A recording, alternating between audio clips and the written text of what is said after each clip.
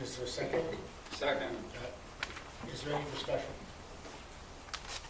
All in favor of acceptance? Aye. Any opposed? Motion carries. Thank you.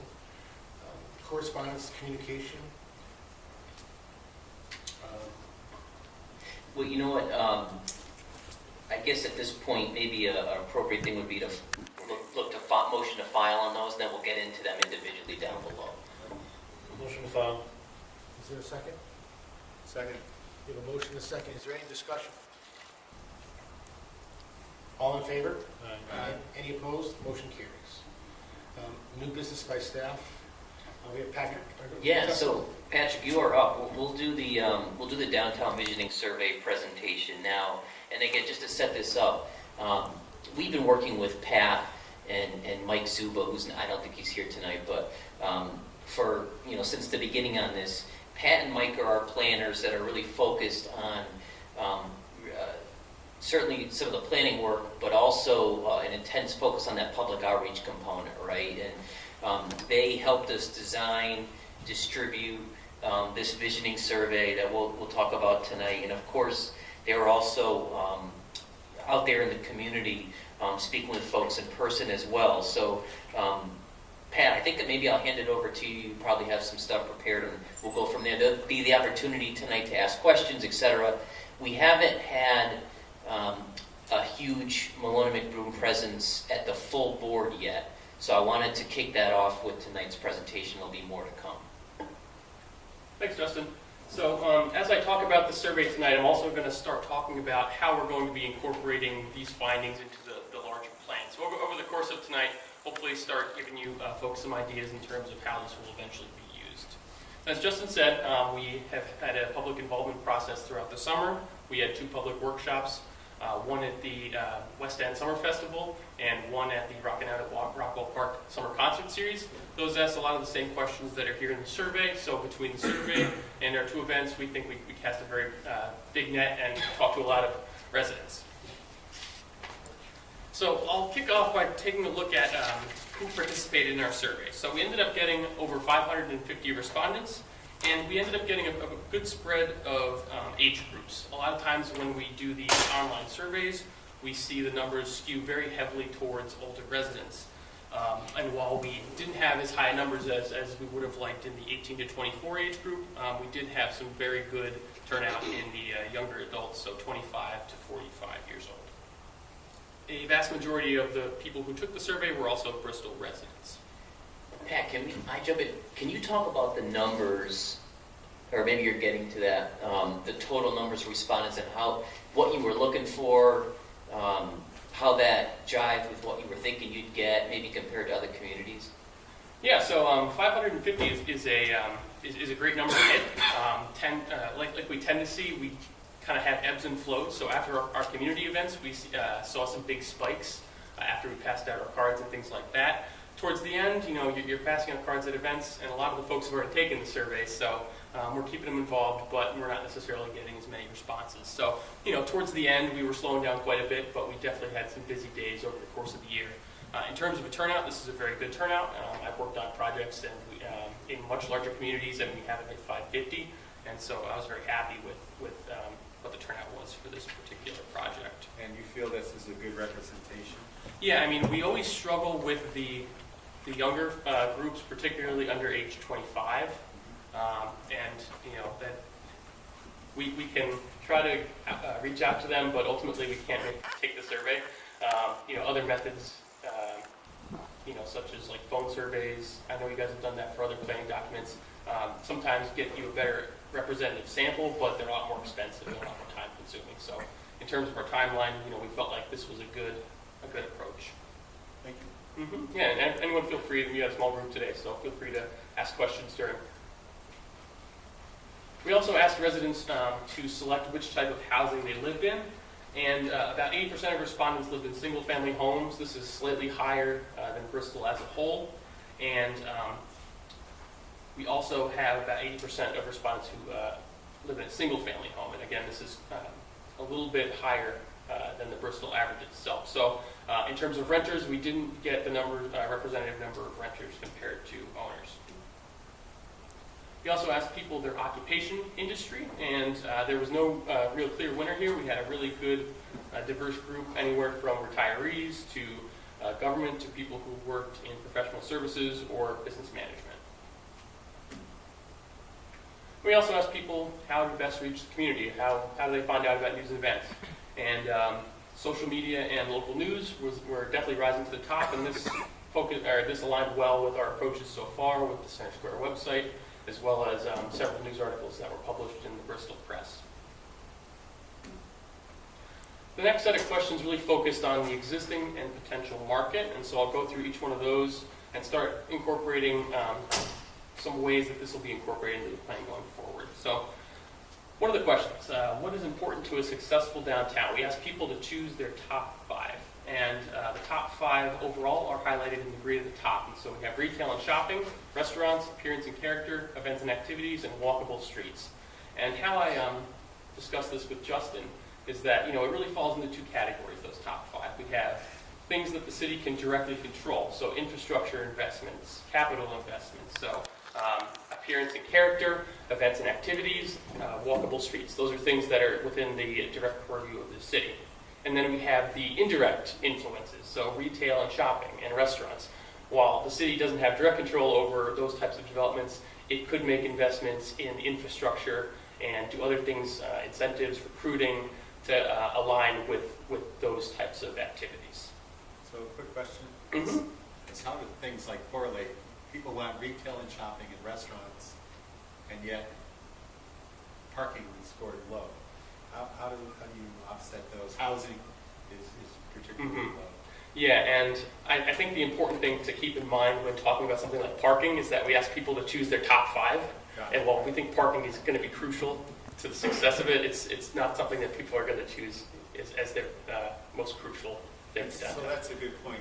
At some point, if you would touch on how will you use this information, Mm-hmm. right? So it's not going to be like, we don't need parking because people don't think Exactly. it's important. It's just that it didn't rank Mm-hmm. in the top 5. Because I think that'll be important Yep. as we educate the community, Absolutely. and things like that, why decisions are being Mhm. made. So, Yeah, and if you were to ask someone, let's say in a big city, parking might be a much bigger concern.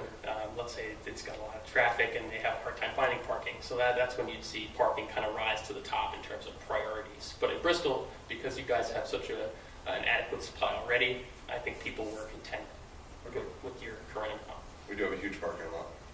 yeah, thanks for clarifying that. 'Cause I think that's going to be important.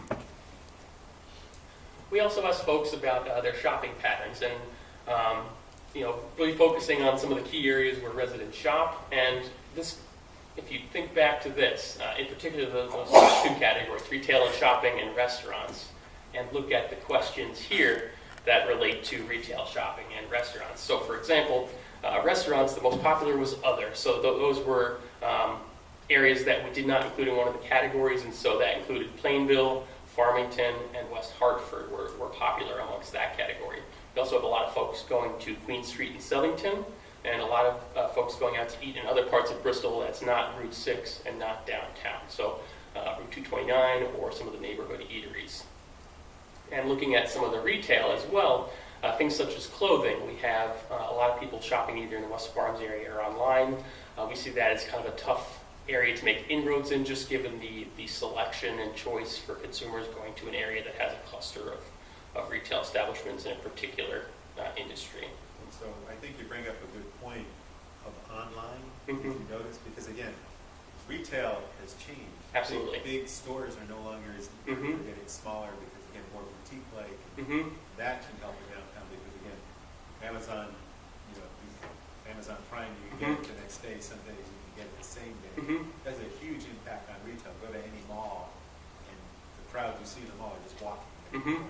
So I think that has to be taken into Absolutely. so that. Yeah, and a lot of what we've been seeing, and this is probably particularly true for a site like the Center Square site of, really specialty retail. If it's a convenience retail, someone's going to either purchase it online or go to the location closest to their home. When you have a specialty retailer, you kind of attract that larger following who's willing to travel a little bit further of a distance. We also asked people if there was a greater variety of options in downtown, would you go there? And I guess not surprisingly, restaurants floated to the top. Over 90% of people said given more choice and variety, they would do this downtown.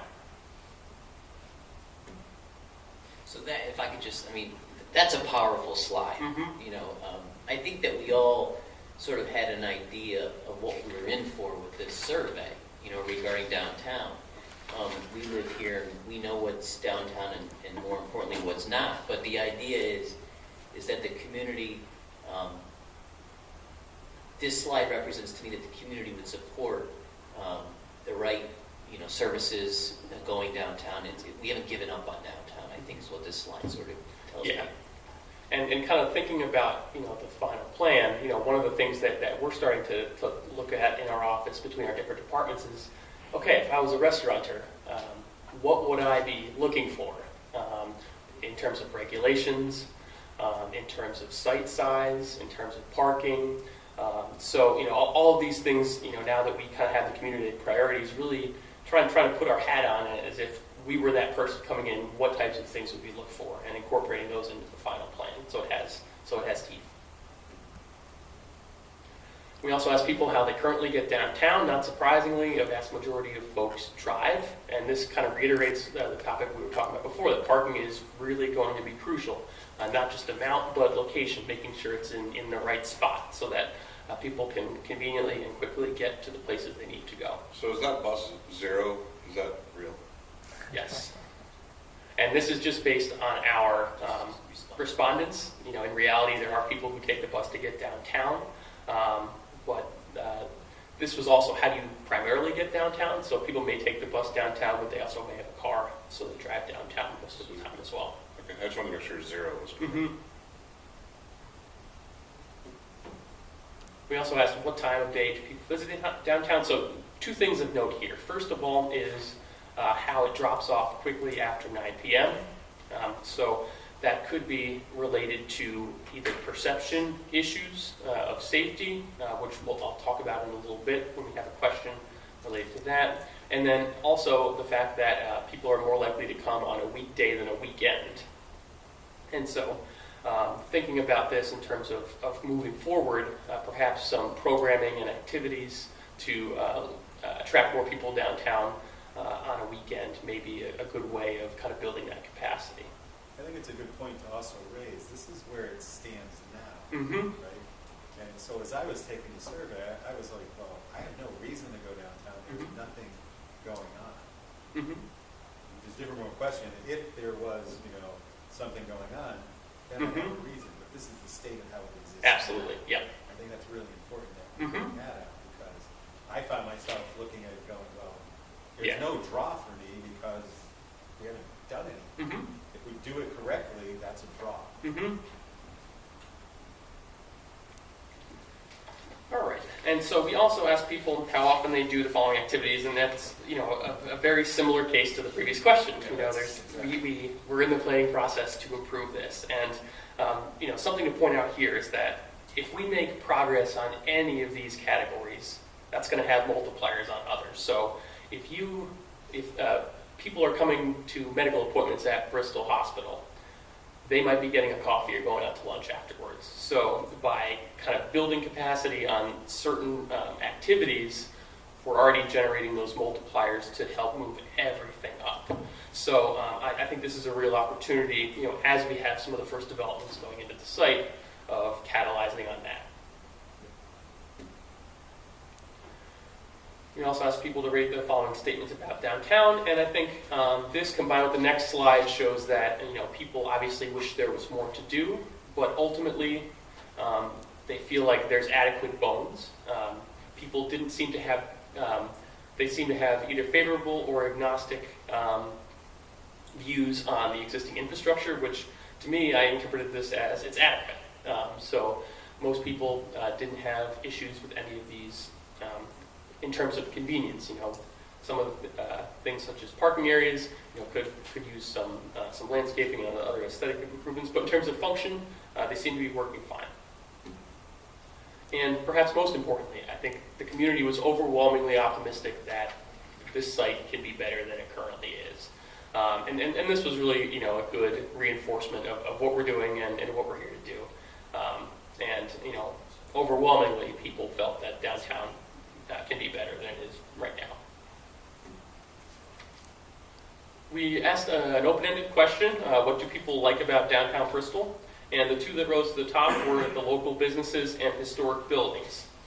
And so as we move forward in terms of recommendations and implementation, kind of building on that assets in terms of your historic buildings on Main Street and North Main Street, you guys have already made some great investments. So, continuing facade programs and the like. And also really focusing on local businesses. When we were going through some of the existing conditions assessments, we were talking about how, from a national chain retailer standpoint, Center Square might not be the best location. However, this really seems like it's a site that's primed for a local business that has a following, and that's why people go to downtown currently, and really has the potential to attract additional local business. You see with Supernatural moving down the street close to the site, we think that there's going to be other opportunities for businesses in town looking to move to a new location. And what do you like about downtown Bristol? Not surprisingly, people didn't like the lack of things to do currently, although with this plan, hopefully that'll change. And the second was negative perceptions of the surrounding neighborhood, whether or not that's tied to the lack of things to do. I think they're very interrelated. So I think that as the site develops, that it's going to have positive impacts on the perceptions of downtown as a whole, and hopefully start moving that forward.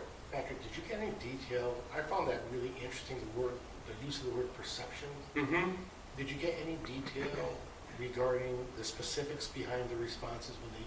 Yes. So this was an open-ended question, and what we ended up doing was we had to categorize these, and so some people wrote as paragraphs. If you'd like, I'd be happy to share the actual answers. Have you seen them, Justin?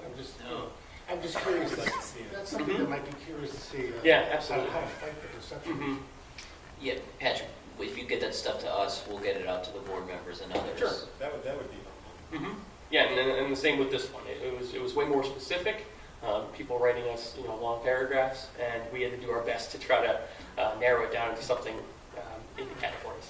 So how many people actually wrote out a comment, do you know? Let's see. This one looked like it was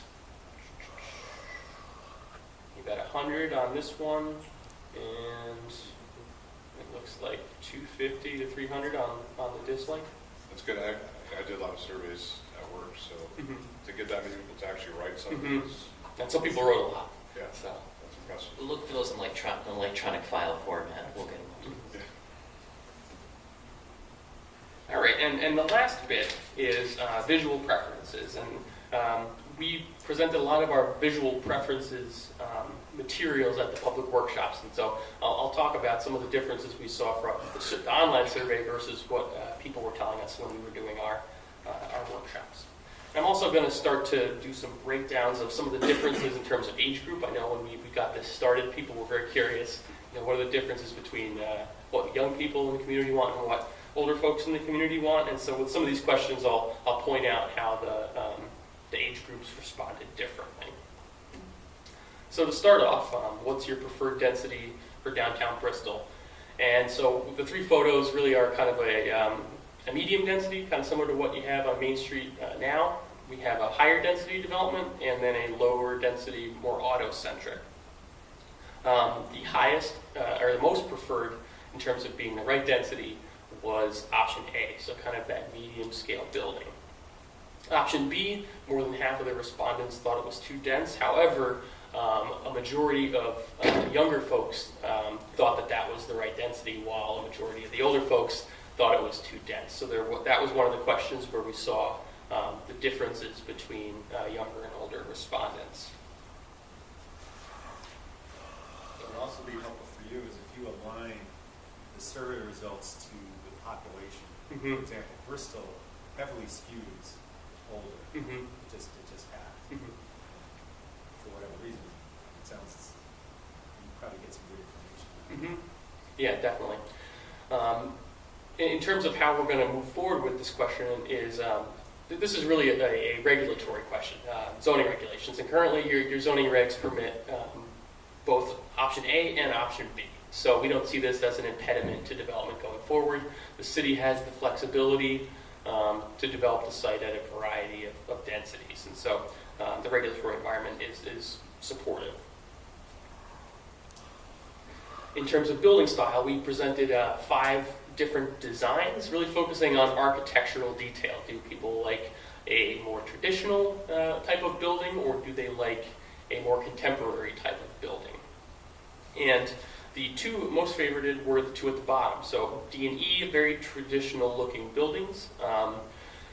Option E was preferred by the younger folks, like a higher density building, so that probably correlates with the previous question, while option D was preferred by a majority of the older respondents.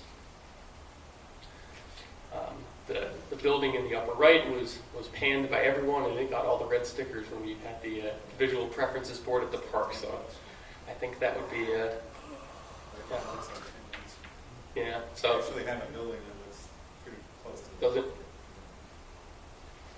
Yeah, people did not have nice things to say about photo C. Interesting. He also asked about the preferred type of public space, and we had 2 that kind of floated to the top. A being the most preferred. This is kind of a public plaza space, very similar to what respondents liked overwhelmingly during the last effort. B, which is a passive green space, in second. Option D and E, which are more active uses, were the least preferred, although when we were in Rockwell Park on a hot July day, people were putting a lot of stickers on E as one of their favorites. And I think this kind of goes to show that people want a variety of things to do. If it's a young family with kids, they might want an active use like E. Fortunately, though, you do have Racket Park right across the street that has a playground and some of those active uses that you can kind of take advantage of. Streetscaping. So we've presented a variety of pictures showing different street widths, different sidewalk widths, and some amenities such as street trees and activity space for things such as outdoor dining. People gravitated towards option B and C, which are very similar to what you have on the northern end of North Main Street and the section of Main Street adjacent to this site. And so we see this as an opportunity to kind of tie those 2 areas together, continue that beautiful streetscape that you currently have through the site. All right, and then the last 2 questions are about parking. So the first one is about on-street parking, and if you think back to the existing conditions presentation, one of the things that we looked at was your very wide right-of-way on Riverside. So Riverside we see as an area that could support additional on-street parking. And so we asked residents, what would you like this parking to look like? And we think that any of these could fit within that right-of-way. And 45-degree angle parking was the clear favorite, with over two-thirds of people thinking that was their preferred type of design. We also asked folks about off-street parking, and whether or not they'd be more likely to use a surface lot or a parking garage. And this one was pretty much tied, but when we looked at it from the age groups, the younger folks liked the parking garage, and the older folks liked the surface parking lot. So this was one of the questions where there was a bit of a divergence in terms of the age groups. So just to kind of summarize the different questions, one of the things that really stuck out was, and this is from both the survey and talking to people at the workshops, is that there's a strong desire by the community to see something better at the site. People got really excited when they found out that this process was happening again, and they look forward to something productive happening over the next few months, and hopefully leading to some new development in the near future.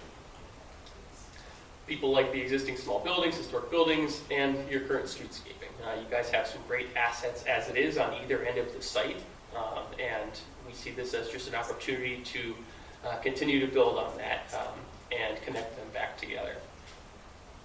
This was one of the challenging takeaways, is that people want to eat or shop downtown, but they need greater variety first, going back to that classic chicken or egg dilemma. And kind of interpretation is that, when the city is thinking about its investments in infrastructure going forward, as well as, incentives and other things that the city may consider going forward in terms of encouraging development on the site.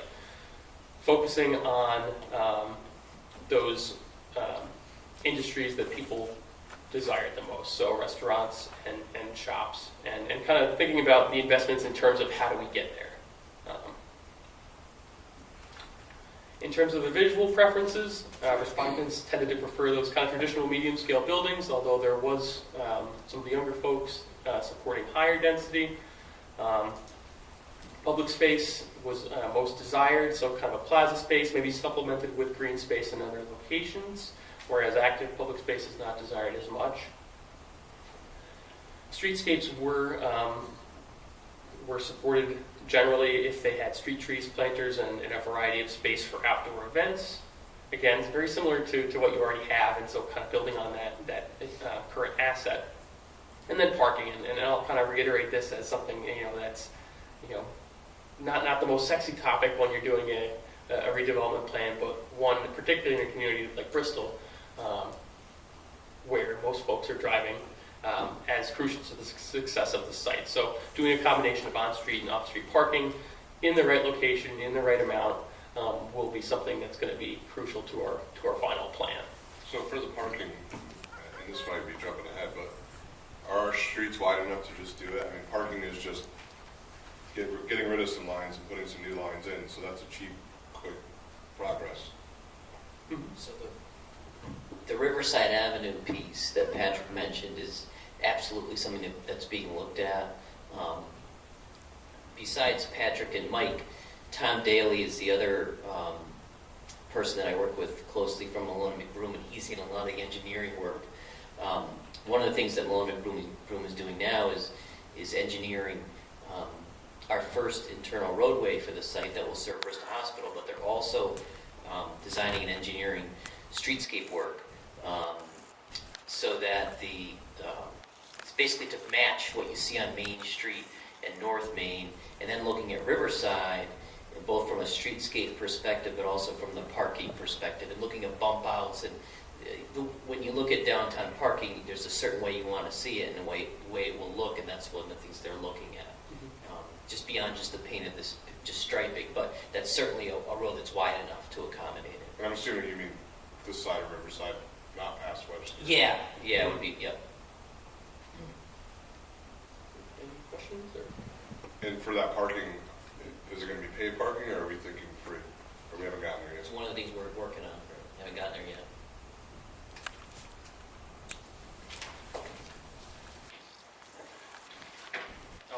Do you mind if I just do a plug, I guess, for the camera? So the results are up on the website. If any members of the public want to see them, they're on bristolcentersquare.com under the Get Involved tab.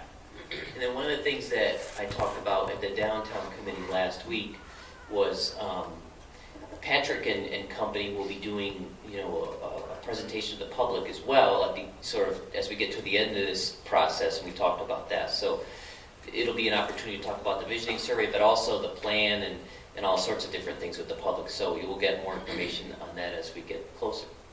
And what was the website again? bristolcentersquare.com.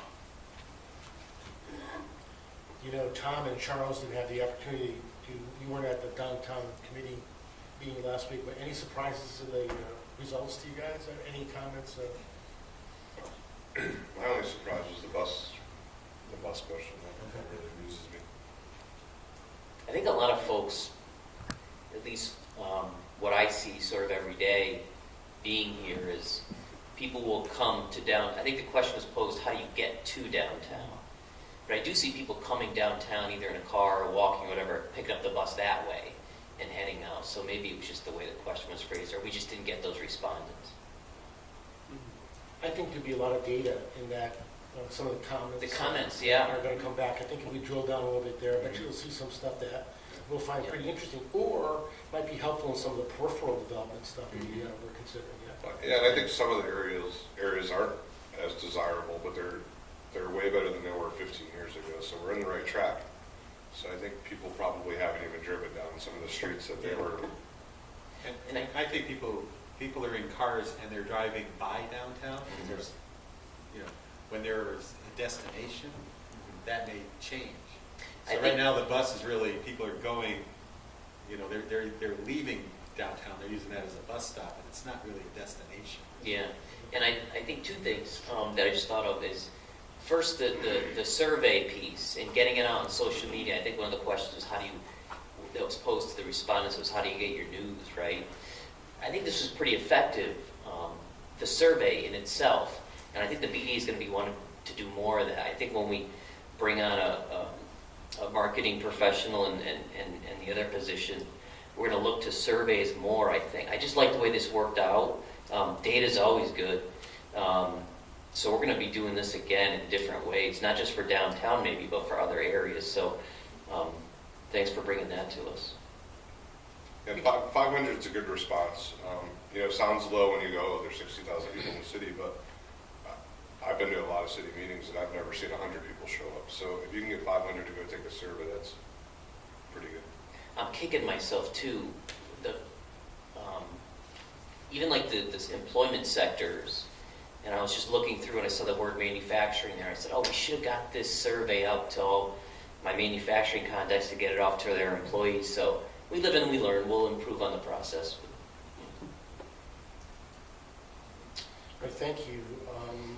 Under new business B, Board of Finance request, Mayor's Economic Development Fund. Yeah, I wanted to provide the request to you all. It's not even a vote that we need because it's going through the mayor's office, but just to keep everyone up to date, the Mayor's Economic Development Fund is getting sort of low. It's at about $300,000, that fund, which on the surface doesn't seem very low, and it's not, except for the fact that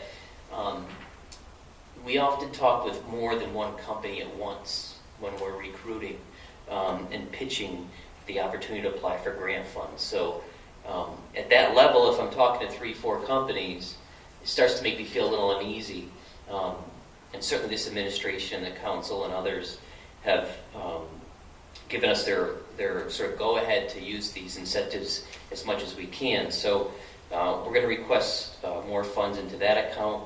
That account also pays for, I guess I'm jumping ahead. Dave, I'll let you go to item C and I'll explain that one a little bit too. We take them both? Want to take them together? Yeah, all right, okay. Item C, the Board of Finance request, Startup Bristol. So the Mayor's Economic Development Fund historically has paid for this program as well. I mentioned here last month that the Startup Bristol Committee has given us the go-ahead to up our budget for the next Startup Bristol. We're calling it 2.0. So the second Board of Finance request that I inserted into the document was just indicating the budget, which is $107,500. We're designated $7,500 for, thanks Pat, for marketing and advertising. Startup Bristol, because it's obviously a huge component of that program, and then $100,000 even for awards. So that's the request that we put in again, just to continue to fund those projects. So I guess the motion just to accept the report. So, motion to accept. We have a second. Any further discussion? All in favor? Aye. Any opposed? Motion carries. Thank you. Staffing update? Now, I just want to give everyone an update on our staffing situation. So we're still sort of running short. We have the economic development specialist position open and the marketing and public relations specialist position open. Those two positions have been advertised. They were advertised both internally for local, for city applicants, and then they went out to the world, so to speak. Those two positions closed on October 14th, I want to say. We ended up getting 36 applicants for the marketing and public relations specialist position, and significantly fewer actually for the economic development specialist. I want to say it was 12 to 16. Those two numbers stand out to me. So I finished up on Friday going through the applicants, and between personnel and myself, we've sort of whittled down both positions to the number that will be interviewed. So we're going to interview, I want to say 5 or 6 for the marketing position and 2 or 3 for the economic development specialist position based on what we received. So those interviews will be occurring in early November, hopefully to give us some time to get someone on, if not the end of November, early December. But it's very busy in the office. Chris is doing a great job in keeping our All Heart portal sort of up and running.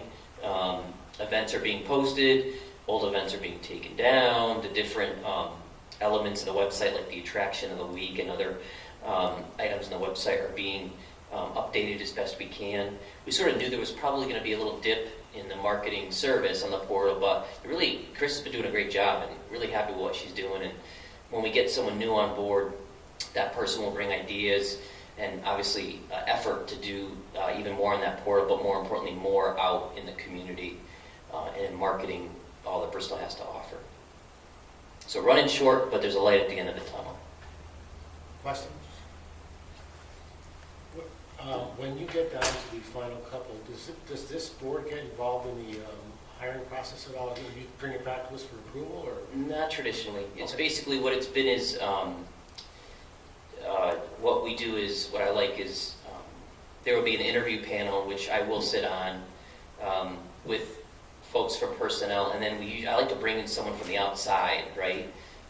Outside government, oftentimes outside the community, to sit in with sort of fresh eyes and to be able to, and usually within the industry that we're hiring, right? So to be able to help out on that end as well. So I have a couple of people lined up for that. Okay, thank you. E, pods signage. So I wanted to just give the board, Mike's not here tonight, but I talked with Mike as the chair of the industrial committee. It's more just an FYI, but the pods building, let me grab my stuff here. First of all, it looks pretty incredible. They put up their signage, and signage traditionally has been an item that we handle at the administrative level. Obviously for site plans and for building design, that all goes in front of the industrial committee and then makes its way to the full board for approval, or for a vote, I should say. The signage usually often comes after the fact. It's not something that's built into the design, but I wanted to just let you know that we did approve the signage request of Uniprop and Pods last month. They had a sort of a unique or a different type of design. You see, I included it with the packet. It's essentially the Pods logo.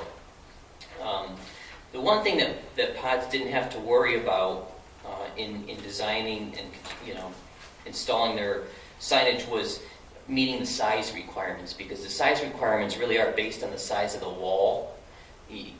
That wall is huge, so we knew that they weren't going to come in with signage that was too large for the wall.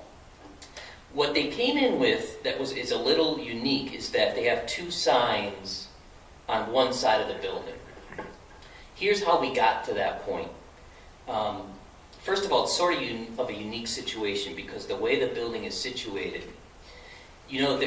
Pods is very interested in leaving some tree cover, right? A little bit of a buffer between it and Middle Street.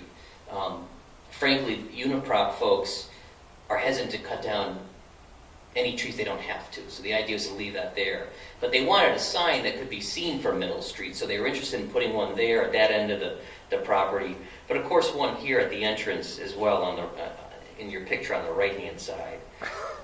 The way we got to that, and it made sense, was one sign, you're allowed to put a logo up in addition to your regular sign on a building in the park. That's what this is. What you see are the pod logos. So with that regulation, with that way in, we were able to approve their sign request again from a size standpoint. Easily meets that requirement. I think it's pretty well done. You certainly see them when you're driving through at night, especially. But that again, through my conversations with Mike as the chair of the industrial committee, we were able to approve that, and they put it up, I think, the next day.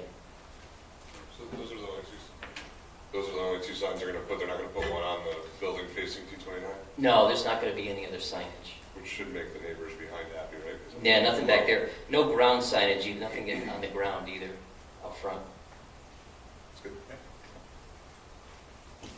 Any questions? Okay, item number 6, new business by commissioners. Commissioner Lafreniere? No. Commissioner Seer? No. Commissioner Goldwasser? None. Commissioner Hicks? None. Chair has none. Old business by staff, program updates. So I'm going to fill in for Debbie. She couldn't attend tonight. Let me get to that piece. She made it back from Florida. She did. Thank you, Tom. She did. Thanks for asking. So, one of the things that Deb was going to talk about is this merger with BCO and HRA, Human Resources Agency, I think it is. Mike, again, Rivers is involved with BCO, but he's not here tonight. But Debbie is happy. I've really leaned on Debbie a little bit to stay on top of this merger. It's important to the BDA, but it's obviously important to the community.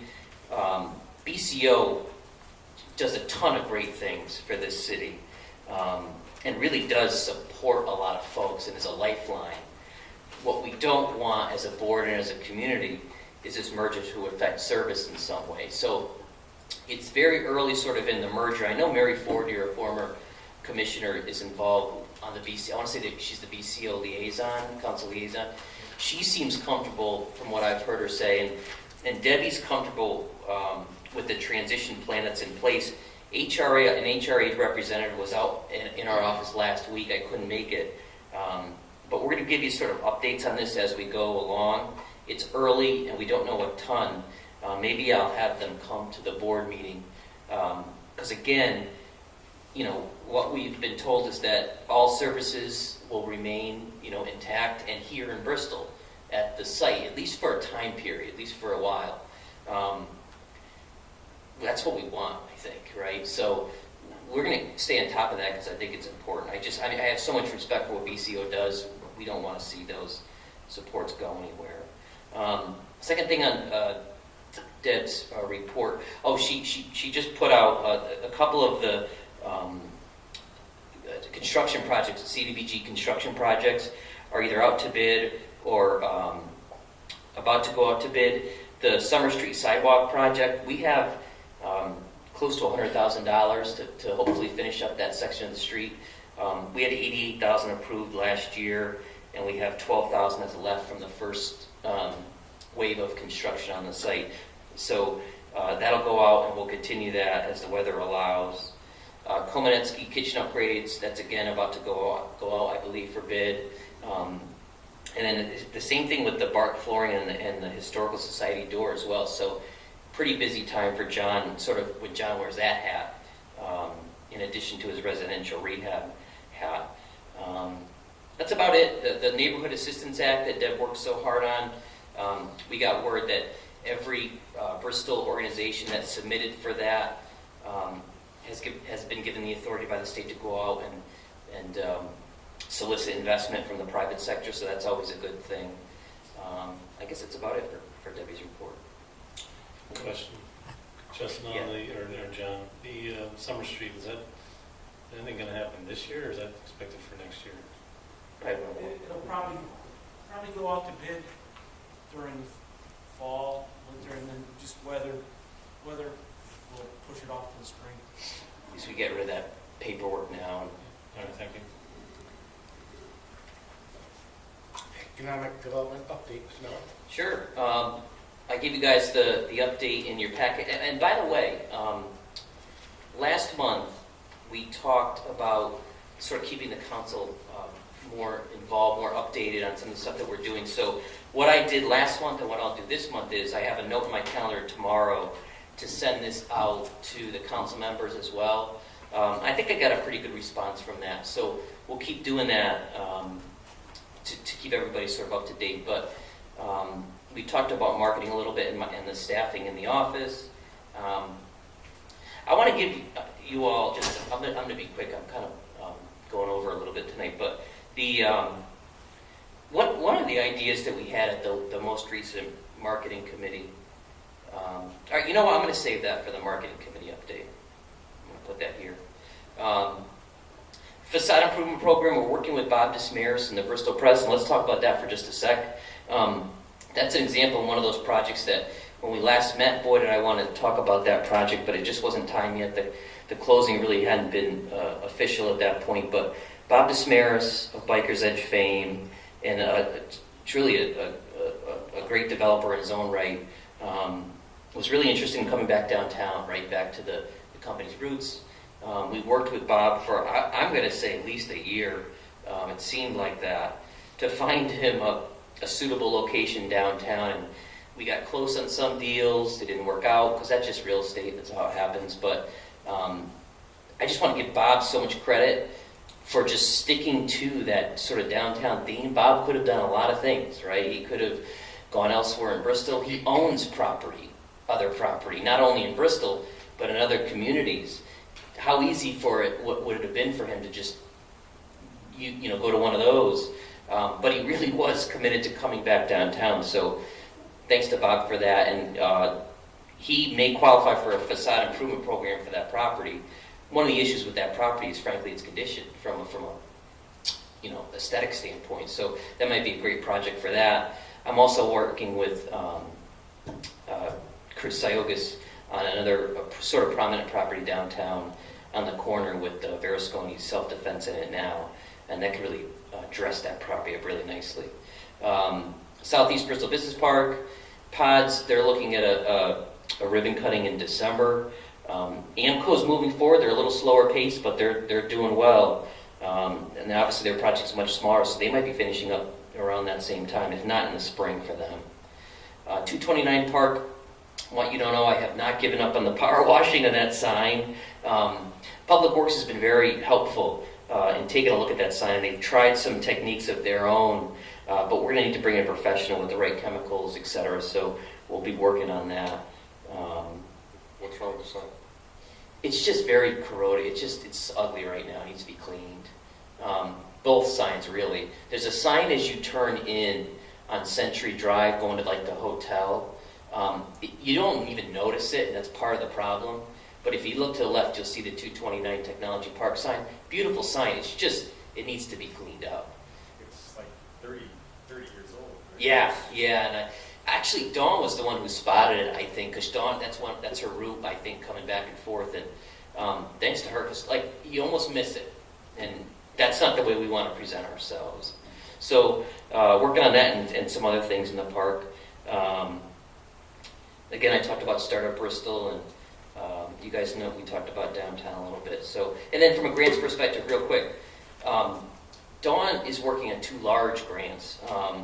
One is something called the Working Cities Challenge. The Working Cities Challenge is a grant opportunity made available through the Federal Reserve Bank of Boston, and it's designated for communities that meet certain sort of demographic levels, including income and other pieces, and which Bristol will qualify for. So what it means is we qualify to apply. We don't expect to receive funding. We need to apply for that funding. So we're working on with a lot of different social service agencies, including Walt BCO and or soon to be HRA and Adult Ed, and we're working with Tunxus and Main Street Foundation, all sorts of different groups to sort of come up with a far-reaching project to help basically low and moderate income folks in the community in some fashion. So we're moving ahead with that. Another huge grant that's important to us is the Economic Development Administration grant, the EDA grant. What this EDA grant is, it's a grant that for many years here while I was writing grants, I sort of salivated over, but we just weren't at the point to apply yet. But what this grant hopefully gives us the opportunity to apply for are funds for actual construction work downtown, right? Whether that's construction for the initial roadway or future roadways or streetscape work, etc. It's one of the rare grants these days, frankly, that will pay for construction work, shovels in the ground stuff. We're now, with downtown, at a point where we can apply for funds for many years. We just didn't have a plan in place. And our plan is not solidified yet, but we're close. So Dawn's working really hard on that. We met with Senator Chris Murphy's Grants and Economic Development point person here in Hartford last week, just to sort of bounce some ideas off of him. He's very good. Senator Murphy's been very good to us, I think. He's come into Bristol many occasions. So we wanted to, the more we can get that project at the back of their minds down in D.C., the better. So we'll be giving you updates on that as we move forward and hopefully apply for funds. Okay. Yeah. Okay. Old business by commissioners. Commissioner Lafreniere. No. Commissioner Seer. None. Commissioner Goldwasser. None. Commissioner Hicks. The chair has none. Committee reports, downtown committee. I'm going to be real quick with these two. So downtown, we talked a lot about the downtown updates tonight through Pat's presentation and just through general discussion. But the hospital, and Mick, I'm sorry, Mick, you could jump in too. The hospital, actually this week, the hospital received 7 responses to its request for proposals for a developer for the site. Of those 7, it was whittled, the total number was whittled down to 4, and then this week, the Bristol Hospital is interviewing those 4 developers with a plan to have a developer in place by early November. When that happens, the city will begin to work with that developer directly, of course, with the hospital involved, on some of the things that we're working with, is, regarding the roadway and our thoughts on parking and other things, streetscape work. So we'll be moving forward. I think the month of November kicks off some very busy months on that project. Dave and Mickey, do you have anything, and John, do you have anything to add?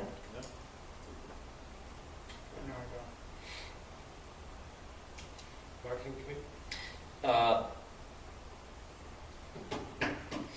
I forgot what I was going to say. I said I was going to bring that up at marketing. Oh, Chris. just to give you an idea. Thank Chris. I did thank Chris earlier, but I'll thank her again. I want to give you an idea of a project, right? Sometimes with this stuff, and we talk about positions and idea, salaries and all this other thing. An actual project that we talked about that I loved at the marketing committee meeting last month was, we were kicking around ideas. One of the visions that I had for this marketing position is the idea around different campaigns, right? And marketing, the way the marketing program was launched, essentially, it's very portal heavy, right? Because that's a huge lift to get that website up and running, created, up and running, promoted, and we're still doing that. Chris is doing a great job. But I think as we get to a point where that portal starts to really hit and is running like a machine, the idea of pursuing different campaigns for different marketing purposes, we need to start to think about that. So one of the things that we talked about that meeting was our housing market. I wrote an article for The Buzz. There's another thing that we need to get back to, but we wrote an article for The Buzz about Bristol's housing market, right? And how I really do feel, I did then and I do now, that sort of Bristol's bang for the buck factor from a real estate perspective, it's a story that maybe is not being told as much as it should be. I'm someone who just sold and bought a new house in the city, so it didn't take long to sell my house, and it didn't take long to find something that was great. We need to get that word out, right, about the value, in single-family homes here in Bristol and what folks can really get for their money from basic things like services, right? I mean, just the trash pickup and all those other things. And as we develop downtown and other areas, you have, retail and everything else. So let's work with the marketing expert professional, right? Let's think about some different campaigns that we can do around that, right? And I'd love to be able to work with a marketing person and say, hey, here's our issue, here's the concept, take this and run with it, right? If you need a budget, come to me, we'll figure it out. But that's an example of the kind of things that we're going to be working on from a marketing perspective. Just one small example. Well, we pull in the facts that our parks are beautiful. We've got a great community hospital. We've got above average schools. When you pull all that stuff together, there's really a lot to talk about. It's just putting it all together and making sure it gets out. And it's out there on the portal in ways, but fine-tuning it, right? I'm talking literally, how do we get to realtors, right? And things like that. So I think some good things are in store for not only that position, but others. Is that it, Justin? That's it. Any questions on either committee report to Justin? Motion to accept. We have a motion to accept. We have a second. Any discussion? All in favor? Aye. Any opposed? Motion carries. Motion to adjourn. This is the longest BU meeting I've been at, and I chaired it. These folks will never let me chair their meeting. So as I say that, motion to adjourn. So moved. Motion second, any, all in favor? All right. Thank you all very much. I just want to see your house.